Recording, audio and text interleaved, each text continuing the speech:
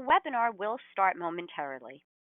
As indicated on the screen, I'm giving a trigger warning. The upcoming content may be difficult. The webinar will be about preparing for death. Do not join us if you think this will be triggering. We have alternate viewing options. You will receive an email of the recording of the presentation, and this webinar will be on NeedyMed's YouTube channel. Thank you.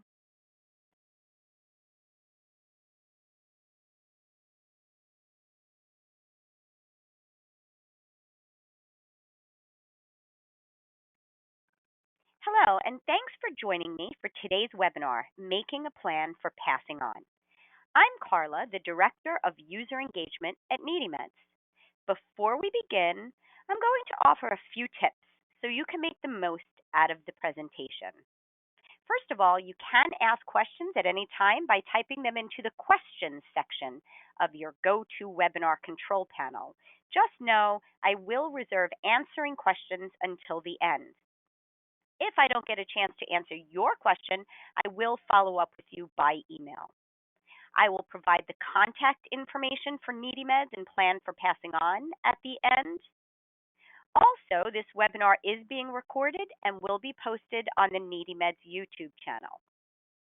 My PowerPoint slide deck and other attachments we thought you'd be interested in are in the handout section of your GoToWebinar control panel. With today's presentation, I'm going to cover what NeedyMeds is. We'll go over an introduction to Plan for Passing On. Making a plan for passing on is a big topic, so we'll talk about how to even begin.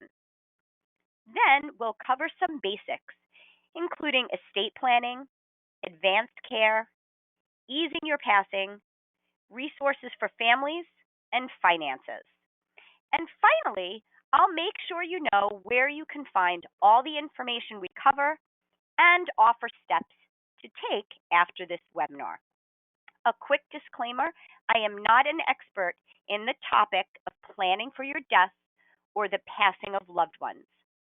I'm a NeedyMeds team member showcasing information we have vetted and included on the Plan for Passing On website. Like this webinar, the website is intended for educational purposes only and should not be considered a form of advice. Both the website and webinar intentions are to make you aware of resources and options, and neither are substitutes for seeking professional assistance. So let's begin with what is NeedyMeds. We're a national nonprofit co-founded more than 2 decades ago by a retired family physician, Dr. Richard Sagal, and his friend, Libby Overly, a medical social worker. This is our mission statement, but simply put, NeedyMeds connects people to programs that will help them afford their healthcare expenses. And we do this free and anonymously through our helpline, 1-800-503-6897, and our website, needymeds.org. Here's a screenshot of the NeedyMeds homepage. As you can see, it's full of information, so I encourage you to check it out further. For now, I'd just like to point out a few resources. Since I mentioned at the beginning our YouTube channel, you can find a link to it on the top right of our website with the rest of the social media icons.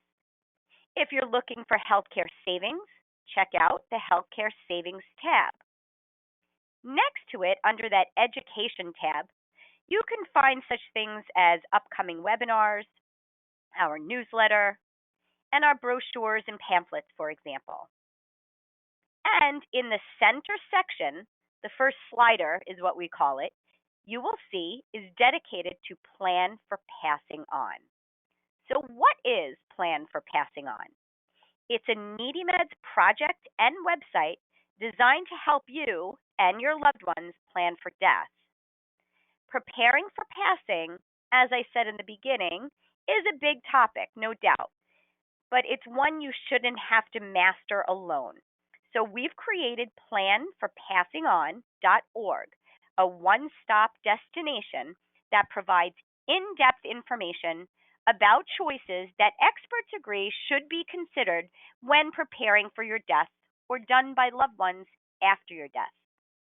Planforpassingone.org has reliable information broken down into sections that have been identified as some of the important decisions you'll want to address.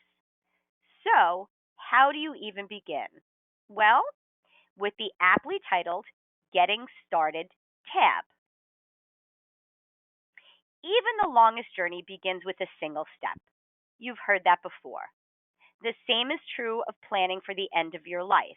And like any trip, things will go easier if you start planning early, which, as you can see, is an option in the drop down menu under that Getting Started tab. There's no reason to wait until the actual end of your life approaches. Starting with a simple list will make planning for the end of life approachable and manageable. For instance, maybe you'll want to begin by recording things that you want done after you die. Decide, for example, who will be responsible for decisions if you're unable to make them. And determine beneficiaries and guardians for underage dependents. These examples can pretty much be figured out by you and or your loved ones.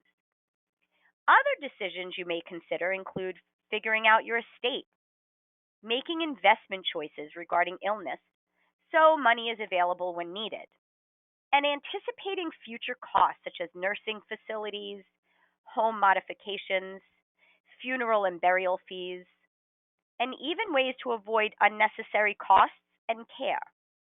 Now, unlike the first three examples on the left, the last three examples on the right can usually not be figured out on your own. They often require advice or assistance from experts. So, in addition to finding the list on your screen on in the Start Planning Early section, at the bottom you will also find links to sections for finding a financial advisor and starting the process. I also want to take a moment to point out what you will find at the bottom of most pages, and that's resources and references. Sure, these show the depth of the research that went into populating the site and that the info is trustworthy. But if you want to take the next steps or do a deeper dive into a particular topic, visit those resources and references. I also want to acknowledge planforpassingone.org is not easy reading. That's because there are complicated topics that may each have their own language. Going at your own pace and finding professionals to guide you is advised. So moving on, next to that Getting Started tab, you will find the other navigation tabs: estate planning, advanced care, easing your passage, for families, and finances. And at the top is a search field that can take you directly to information you're interested in. So let's talk about estate planning, which is when an individual or family arranges the transfer of assets in anticipation of death. And there's a lot to think about here, like, do you know that there are ways to protect your assets from estate tax and creditors? Do you know who you should share your estate plan with? A little bit ago, we mentioned determining beneficiaries and guardians. But do you know how to make beneficiary and guardianship wishes legal? And what will happen to your pets? You can find this list, more information, expert tips, and resources on that estate planning page. This page is where you will also find an extremely helpful estate planning form to get you started. You'll also find pages specifically dedicated to estate basics, which has a downloadable checklist of necessary documents and information you'll need. You'll find a page for the last will and testament. This is a legal document that is prepared while you're alive that describes how you want your assets to be handled after you're gone. The laws for making a last will and testament vary from state to state, but on this page you will find among other information, the basic requirements. Now, attorneys and other estate planners do not come cheaply. So when it comes time to make your last will and testament, can you go it alone?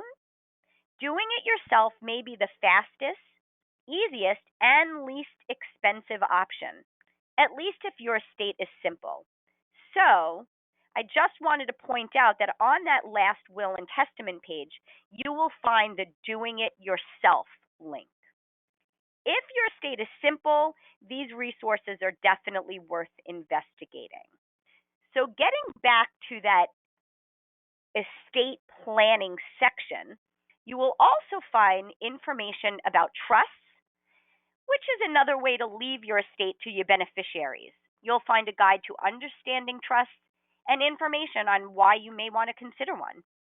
You'll also learn about joint ownership, which is simply any property owned by two or more people. You can find information about other ways to preserve your estate and the ins and outs of the role of a financial power of attorney, which is someone who you choose to act on your behalf in financial matters.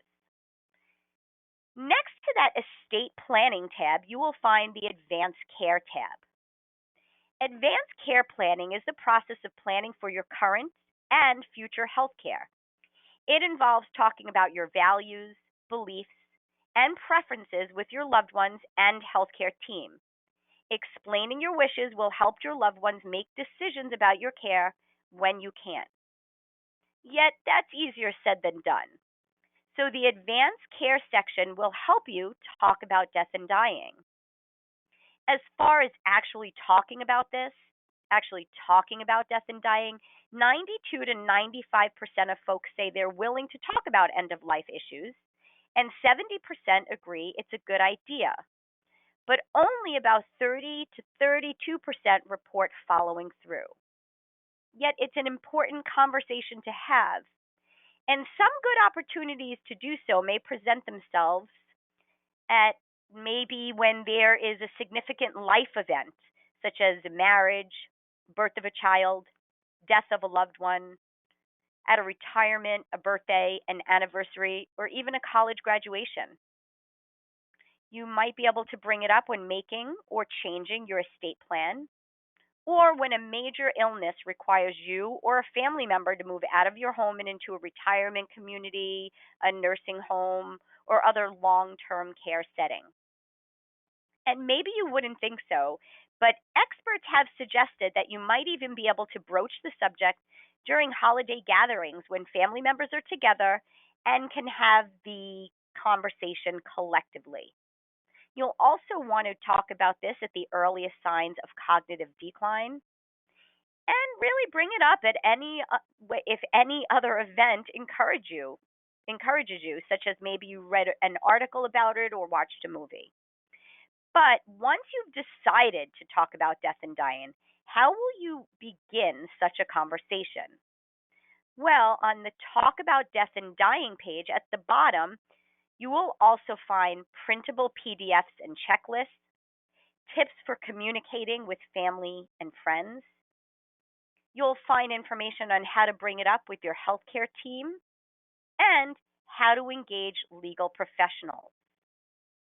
The other section under that advanced care tab is respecting your wishes. While the choices you make should reflect your wishes, remember, you're not the only person usually that they may affect. And it's impossible to predict every circumstance, so update your plan as things change. The Respecting Your Wishes page can help.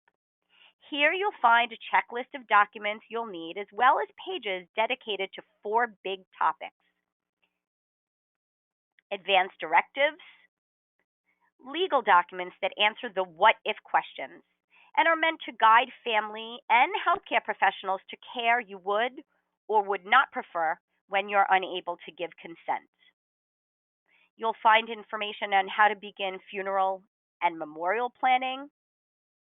You'll find info on how to get a healthcare proxy, which is a person you designate to make medical care decisions on your behalf, and even whether or not you want to be an organ donor.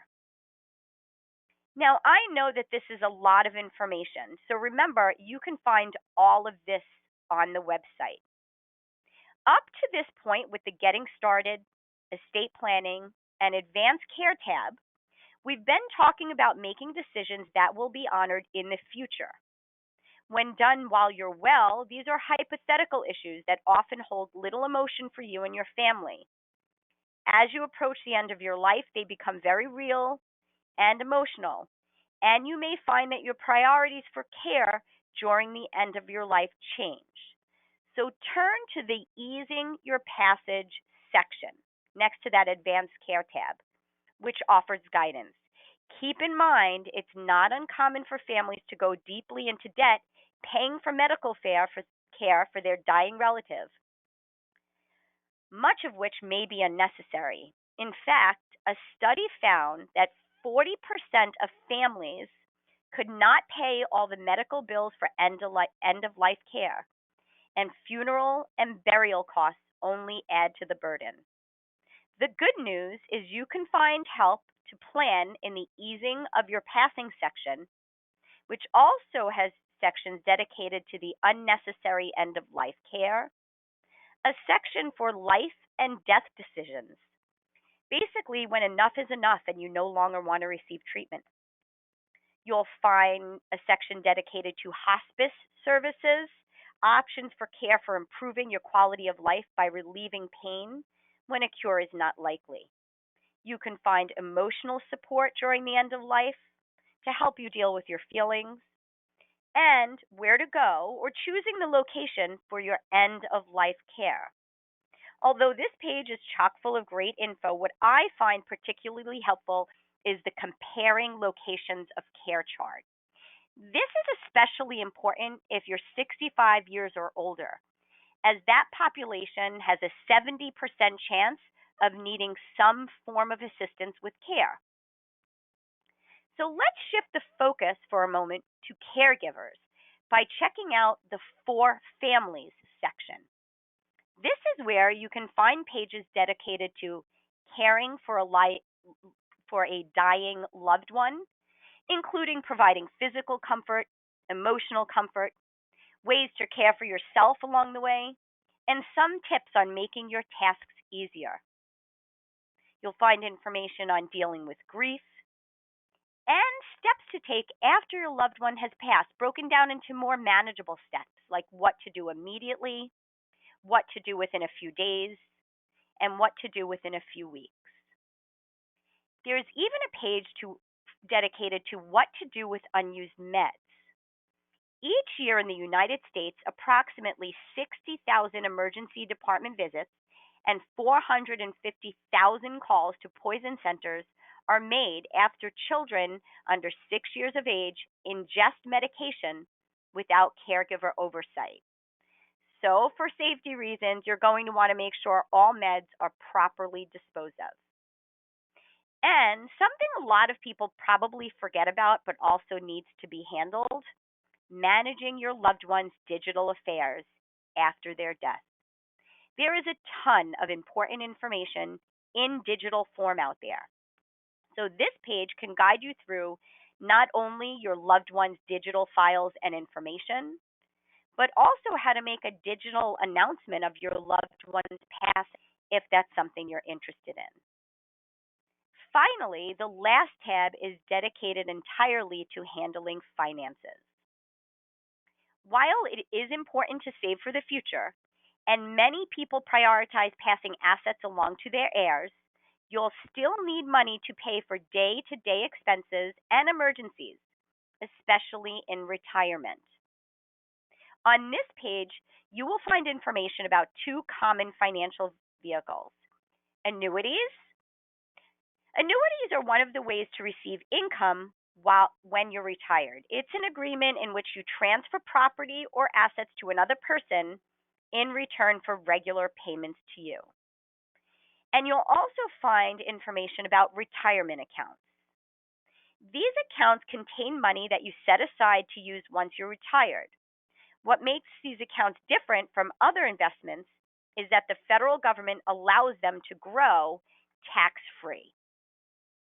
While the estate planning section covers management of your financial assets for yourself and your heirs, there is also a section for managing finances when you have a terminal illness. As with a lot of financial matters, this can be complicated, and you should consult a professional financial advisor. So, we have covered a lot today, and you're not expected to walk away as an expert, but hopefully, you've seen the scope of what this site provides and how easy it is to find what you need. In just a moment, I'll move on to answering questions, as there are a number of you who already submitted some.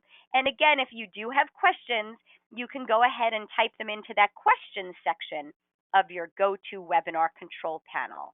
But before we get to those, I'd like to suggest some action steps you can take. First of all, review the site when time allows. As addressed in the beginning, these are complicated topics, so go at your own pace, begin with the Getting Started tab, and consult professionals. Please offer feedback. We pride ourselves on being responsive to our users and want to hear from you. Please do share this site and the information on it with loved ones, patients, and clients. And we're hoping you'll also stay in touch. But how do you do that? Well, revisit the website. We're still expanding the site and always updating it, so you don't want to miss out on anything new. Read the blog for informative and timely pieces related to passing on. You'll find this on the right side of the website. And register for updates. You can sign up for those at the bottom of the site, and it's a great way to keep yourself current. Now, as we get to those questions that have come in, I'll leave up our contact information as promised. So one of the questions that came in just a little bit ago is, when is the best time to start planning? Well, the expert resources that have been relied upon to create this website all indicate basically the sooner the better. There is really no reason to wait until the end of your life approaches. Keep in mind, these type of plans often affect your loved ones, so you'll want to involve them in the planning process if possible. And again, it's best to do this well in advance. If you're healthy and well, there may seem to be no sense of urgency, but things can always change. It's hard to say, but sometimes, that's something we all know anyway. And making plans before your decision-making capability declines is really important. Experts also remind us that planning in advance when the situation is still hypothetical means we'll probably be less emotional and rational minds can prevail. Basically, as was said in the beginning of the presentation, things will go easier if you plan in advance. Another question coming in, which is another great question, thank you. How do I find a reputable attorney or financial planner to help me with this process? So that's a great question, and you can find that under the Getting Started tab. On the left-hand side, and also at the bottom of the page, you will see a link specifically titled Finding a Financial Advisor and/or Attorney. This page will walk you through how to begin and will provide links on where to find a lawyer or financial advisor. And remember, you have a simple estate. This page also offers help on doing it yourself. This question also gives me the chance to stress those references and resources listed at the bottom of many of the pages. Again, those references and resources provide a ton more reliable information we're confident will prove useful. So another question that just popped up, and it's a really great one, we've asked you to stay in touch, certainly, and we've encouraged feedback. And the question came in with, what do I do if I have questions about information on the site?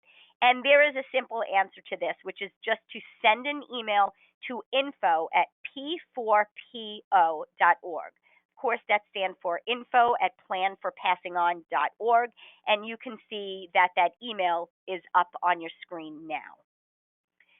So I do always try to keep the question segments brief, So if you did ask a question and I didn't get the chance to answer it, we will follow up with you by email. For now, please take some time to further check out planforpassingon.org and again, stay in touch.